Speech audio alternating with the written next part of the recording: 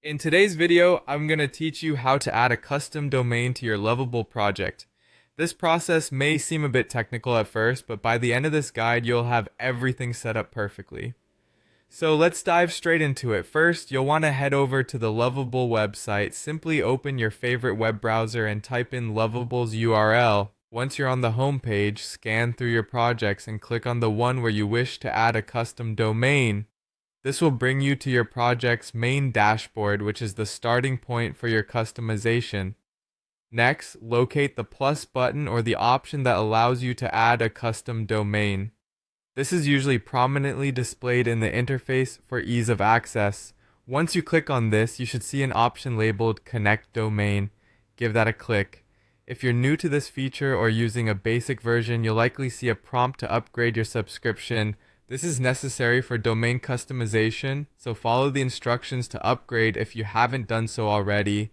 Once upgraded, navigate to the settings of your project and select the option labeled Custom Domains. This feature enables you to input and manage your external domains directly within Lovable, thus linking your project with your chosen domain name. Now it's time to switch over to GoDaddy or the domain provider you're using. You'll need to have an active domain registered with them. Log in to your GoDaddy account and prepare to connect this domain with Lovable. Go ahead and copy your domain name, then head back to your Lovable project settings and paste your domain. The next step involves logging into GoDaddy again for confirmation, which is crucial for verifying ownership of the domain. After logging in, direct yourself to the DNS settings of your domain. This is where you control the various DNS records that connect your domain to specific web servers. Click on Add New Record to create the necessary DNS records. With the record created, it's time to copy it.